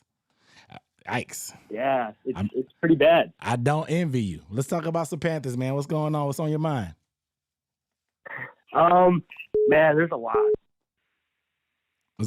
Man, we got a couple other callers, so let's keep it a brief. Hit me with a couple points, the main points. First off, I would like to say the draft, number 33. Okay.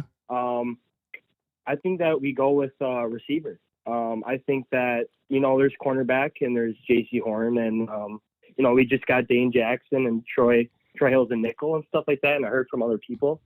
But I think that we should wait for corner later in the draft. I think 39 would be great. That trade at 33 would be, fabulous too. I know, a dude said 45 or, lower, and I think that's a great spot. So I think that we go back in the draft. I think we trade it, get some extra picks, and get maybe a receiver, maybe later. But 33, I mean, if there's Leggett, I'm not a fan of those speedsters. So, I don't just cushion. Cornerbacks are pretty physical these days, so it's yeah, it's hard, It's so honestly Leggett, like one of those powerhouses, like receivers, big body, big, tall height, like those would be good receivers. I know like Mingo's on the heavier side, but he's taller, but I don't know. He didn't do much last year, and we need. I don't think Bryce Young has the arm either. I don't think he could just chuck it up and I don't think so. He's not gonna. And I agree to an extent. I don't think Bryce Young has the strongest arm. I think he can get the ball downfield, but he's not going to win consistently throwing the ball on a vertical plane, right? So you can still get chunk plays horizontally. You can get deep crossers, 20 yards, 25 yards downfield, hit guys in stride on a post or a cross like that, and they just run after catch.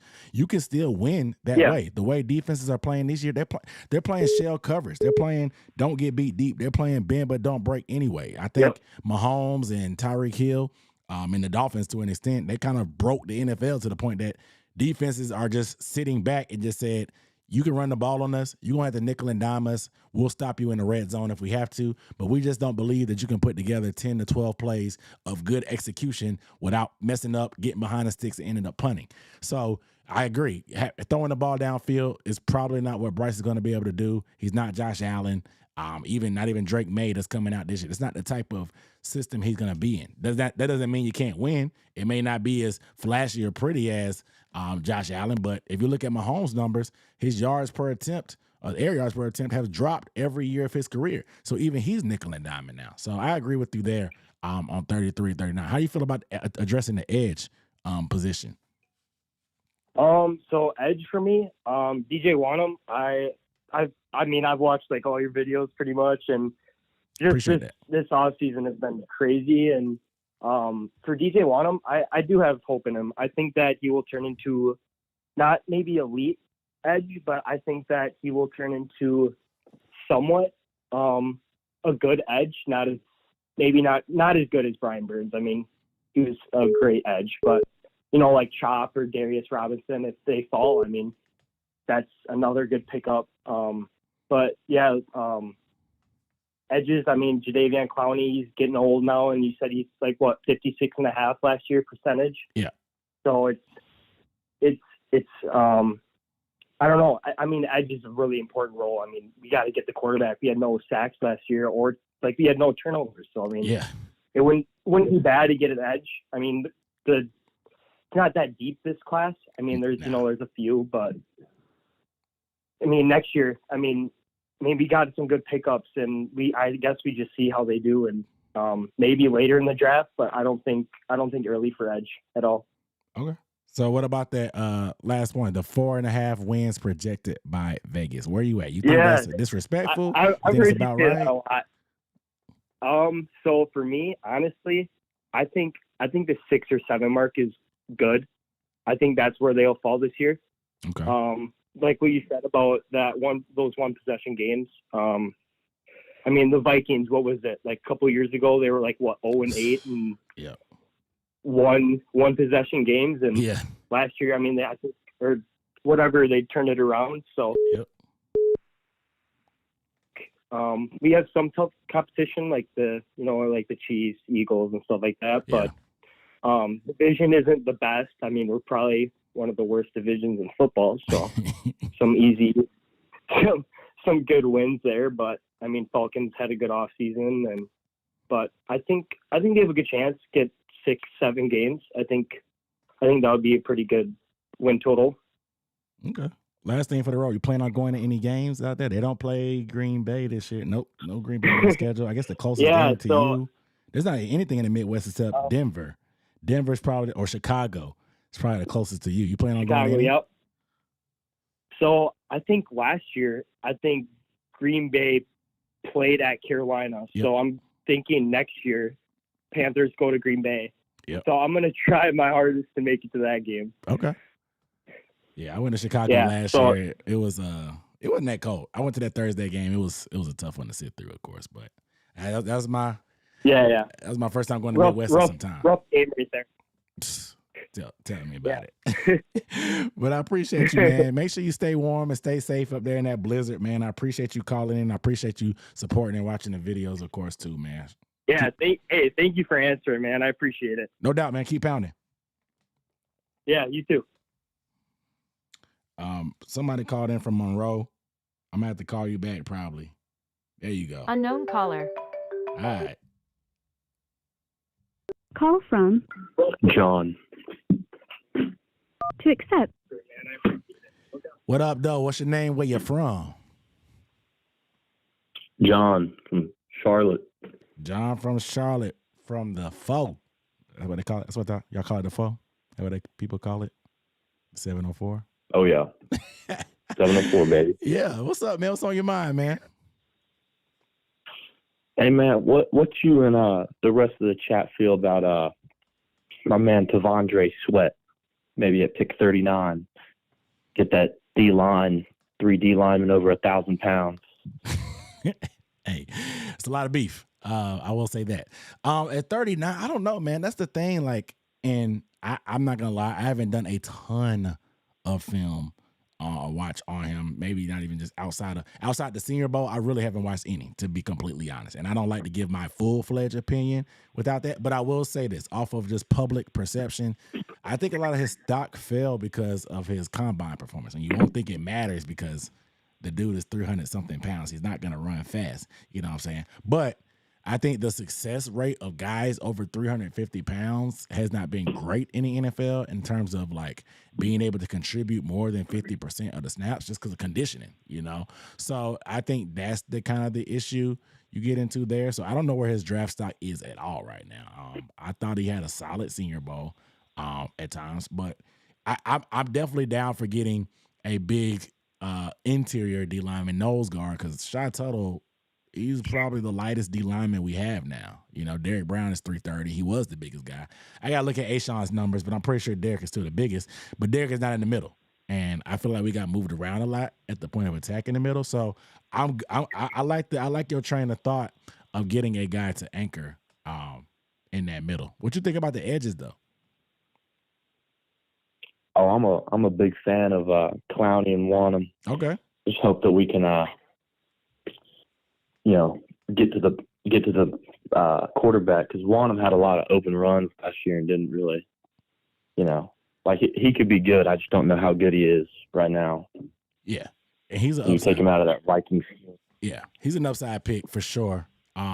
He's young and they didn't pay a lot of money, so you can't complain. And he's a starting caliber player. And I don't think replacing Brian Burns is going to be a 1-year project. I think I think we'll go edge very high in next year's draft, because this year's draft class ain't that strong unless a certain guy falls to us. But I agree. I expect next year to be that year that we do it. How you feel about Dave Canales though, man? And not just what he's been saying, but his prospects as an inexperienced guy, but a guy that has that background being an OC, his strong rise. Do you think that we see the imprints and impressions from him immediately in this year? Or do you think there's something that, okay, we got to get in, we got to kind of trust the process and wait and see? I mean, to me, it looks like he just knows going right and how to get a quarterback playing his best. Look at what he did with Mayfield and Geno Smith. And, Mayfield looked terrible when he played for us, and he gets to Tampa and he looks like $1 million. So I think that'll be great. Him getting Bryce right, and he'll probably be able to scheme up things a lot better than the last regime did. So I think that'll be great. Yeah, he seems like a real practical guy. He doesn't seem like he's like super tactical, like a Belichick or like a Ben Johnson or a Mike McDaniel, where they're gonna do all this crazy stuff on offense. But like, he just seems like, okay, let's look at what we have and do what works. which seems simple, but it's something that we haven't had in Carolina in some time, man. So I'm just hoping that the words translate to the field, man. But last thing, how you feel about that 4.5 wins, man, from Vegas? You think we go over or under? Oh, over for sure. The offensive line's too good to go under. Yeah. If they're good to go, I think it's gonna put us a little bit more competitive in the line game. We got some tough opponents, but you never know with our division, and we got some bottom dwellers on the schedule too. Chicago, Commanders, Cardinals, Giants, like those are teams that are low hanging fruit, in my opinion. That we should. There's no reason that we can't win those games. I mean, obviously there's some contenders on the schedule too, but I agree. I'm a little bit hopeful on the over on that one, man. But I appreciate you calling in, bro, man. You holding it down in Charlotte, man, and you guys take it easy up there, bro. I appreciate you. Of course. All right, man. Have a good one. You too. All right, I got time for one more caller. One more caller before I go. Got to get some more dinner. One more caller. So come on with it. Y'all in the chat talking about Chop. Chop Robinson is there. Do we take him? Darius Robinson is my guy.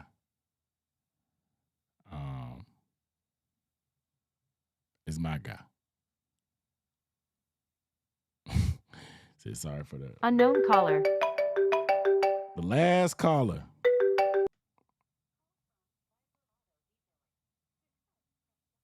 To send a voicemail, press 2.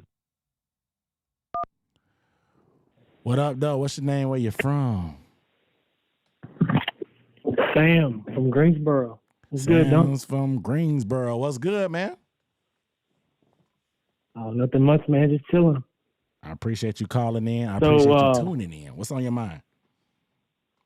So I'm a huge fan of Peyton Wilson. Okay. What do you think about taking him at 33? 33 is a little too rich for me personally. Now, like I said, this is just me. I'm not going to bash him. I'm just looking at the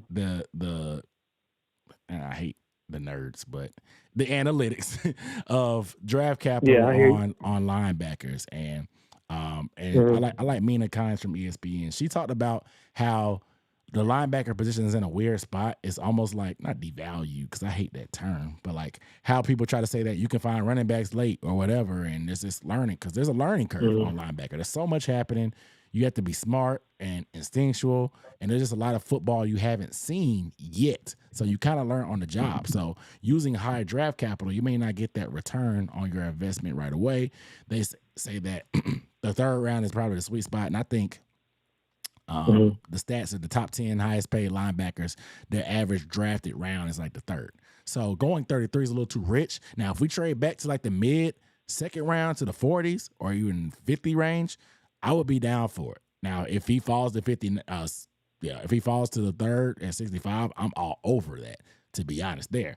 But I probably wouldn't take him. For me, he's on the cusp of that top 50 range, just personally. Just because I love the athleticism, but as far as sorting through traffic, getting through blocks and beating blocks and stuff like that, that level of physicality, there's a little bit of concern there, and obviously the medicals. But I'm down with getting talent anywhere at this point with the way our roster looks. So I like Wilson's game, but I wouldn't spend 33 on him. I hear you, but I just want to point out last year what the Detroit Lions did. I mean, Jack Campbell. I know they're not the same, but it worked out for him. That's fair. You know, everybody was calling him crazy for taking him. So that's fair. Where was he? He was in second round too, right? He was in the low 30s. I think he was like top of second. Yeah. No, I mean, you're right. I mean, they took a running back in the first round too, so everybody really thought they were crazy. So that's kind of unheard of these days. So you're right. I also like how Luke Kuechly talks about him. Yeah, like Luke Kuechly is really high on him, and obviously Luke Kuechly. Yeah, he's definitely got that stamp. He's definitely got that stamp, and he wants to be a Panther. He's put it on record in multiple interviews how he's very big fan of Luke, and I think they've had conversations with him. I think he'll be probably brought in for a visit pre-draft as well. So I mean, the connections are there. It just depends. A lot of people think that since Dan Morgan is a linebacker, you'll be looking to get a linebacker. I can understand that, but I think impact position and premium draft capital, I would probably look edge or corner before Wilson. But I wouldn't close the door on him at all, and I wouldn't be shocked if they did take him. Now, would you look corner this round if we get Gilly? If we get Gilly, I'm still looking corner. I think Gilly just solidifies us to the fact that we don't have to reach for a corner early. Mm-hmm. We can just kind of let the board fall to us. But if a guy like a Nate Wiggins from Clemson or a Kool-Aid McKinstry from Alabama falls to us, the guys that are good man-to-man corners that we can either A, pair with JC, or B, if JC is going to stay kind of on the trajectory he's been on as far as health, we have a fallback plan where we don't feel pressured we can get off that roller coaster if we want to with JC, you know? So, and like I said, you just need, worst case scenario, there'll be a rotational guy that can be starting by the end of the year. And like I said, JC, and you have insurance for JC during the year if he gets hurt. Mm-hmm. Yeah. Okay, but what is your dream? Like, what is your like dream pickups in the draft in that second round?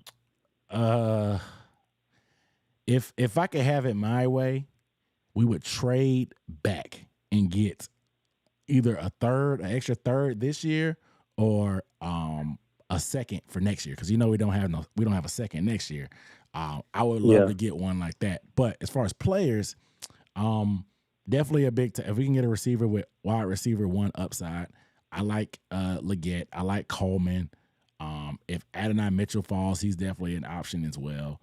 And then if we can get a starting caliber center, and I think you don't have to get one in the second round to get a starting one. I would love that, because you solidify the offensive line youth wise for at least the next 2 years for sure. Between Icky, the center, and our 2 guards, I'm hoping that Icky kind of gets the stuff together. You're good there, and you don't have to worry about that. It's always good to have an O-line you don't have to worry about. But at the same time, getting another playmaker as well there would be good. And I'm honestly, there's a lot of different ways we can go, but I think maximizing value and getting more picks would be my dream scenario. And getting good value. I would love for a quarterback to fall that somebody wants really, really bad, to the point that they come up to 33 and give us a king's ransom.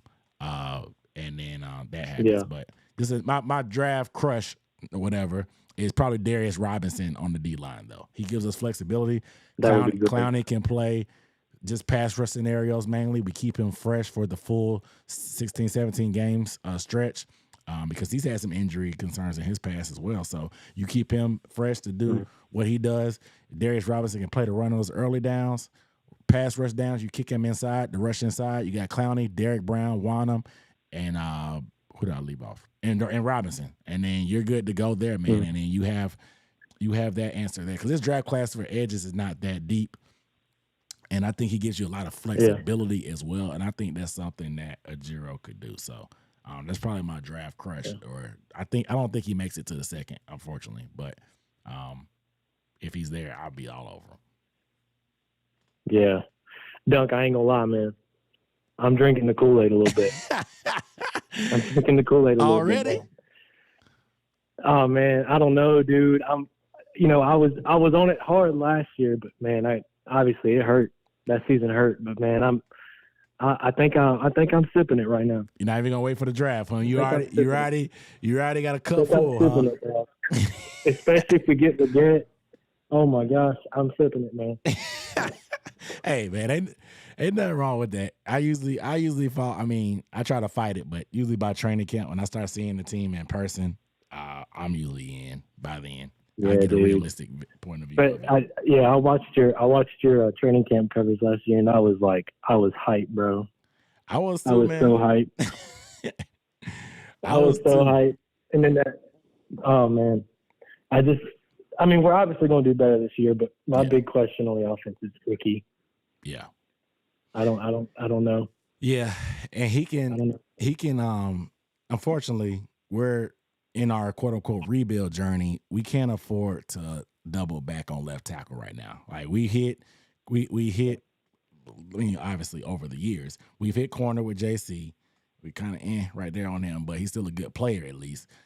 We've hit left tackle and we hit quarterback.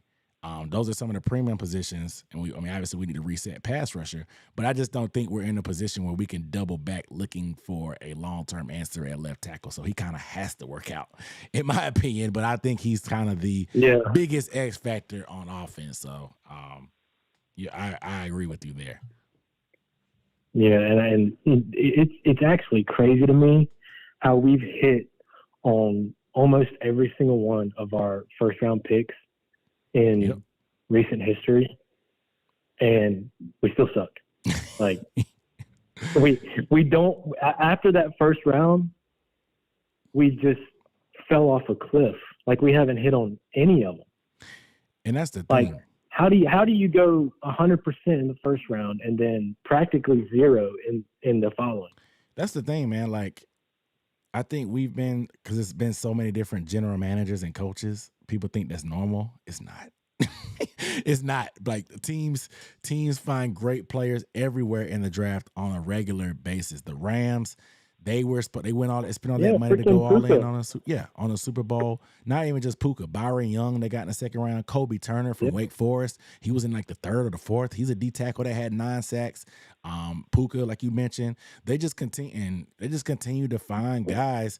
And that's the biggest way to turn your team around. You got to get contributors that are not making a lot of money. And third, fourth, fifth rounders are not making a lot of money. And when you got those guys contributing heavily as the backbone of your roster, that's how you can save money. And then you can go into free agency and get some big money and spend money on some deals like that. And it's just the draft is there for a reason. And the worst teams get high picks for a reason, because it's made to help you turn things around quick. You just have to do the right thing with the picks. Hopefully, we got the people to do the right thing with the picks. I like the draft capital we have. I think not having a first actually takes a lot of pressure off of them. They can kind of wait for the board to come to them instead of reaching for whomever. So I'm bullish there, and I'm with you, man. Depending on how this draft goes, I'll probably drink the Kool-Aid a little bit earlier, but I ain't there yet like you. Yeah, I hear you, man.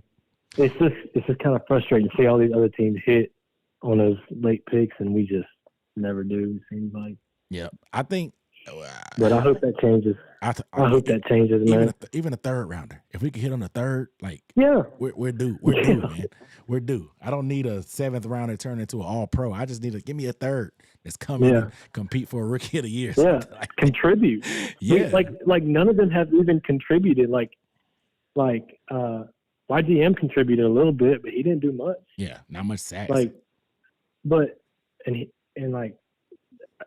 of that, nothing. Yeah. Like honestly, nothing. It's crazy. Yeah, and it's unfortunate just because with you make these picks with all the changes, because even guys that we kind of hit on, like Jeremy Chinn's talented, but we changed coaches so many times. The new coach is probably not going to have him. Yeah, they didn't draft him. They don't care. You know? Yeah. So he kind of got swept. He kind of got swept behind the scenes. Yeah. And so we just got to get some stability in the front office and the coaching staff. And I think we'll be okay, man. But I appreciate you calling in, man. Good conversation, man. I Kool-Aid yet, but I'm almost there. You're getting there. Yeah, I'm getting there. But I appreciate you, man. Take it easy, man. Keep pounding. Yes, sir. You as well. All right, y'all. Phone lines are closed. I appreciate everybody that called in. I'll try to take more callers next time. I did 2 hours on the stream. Wifey gonna kill me because I got to eat dinner for 1, and 2, I got to take baby Dunk off of. I got to relieve her for baby Dunk. So I appreciate you guys tuning in. I got a video coming out tomorrow about draft value. Not tomorrow, maybe not. Draft value, a running back video coming out this week. Make sure y'all go watch my film breakdown. I talked about the defensive line on the draft that we have now currently that we picked up in free agency. So make sure you guys do that. I hope you really guys enjoyed the phone line. I'm trying something different, spinning it around as we continue to charge through to the draft. I appreciate you guys watching. I'm out of here. Make sure you are subscribed if you have not. One love, everybody in the chat. Say one love, keep down there. Yes, sir. The Real Sunshine. Appreciate you, brother. Appreciate you. I'm gonna call you, get off live. I put it on Do Not Disturb. I put it on Do Not Disturb. Don't call my phone waking my baby up. Don't call my phone waking my baby up. I'll ban you from the channel. But anyway, man, I appreciate y'all calling in, man. It's all love. All love. I'll try to open it up more often, man, and get you guys' thoughts. Definitely during the season, react. I'll be getting the phone lines open, but you guys make sure you guys stay up. I'll see you guys next time. Peace.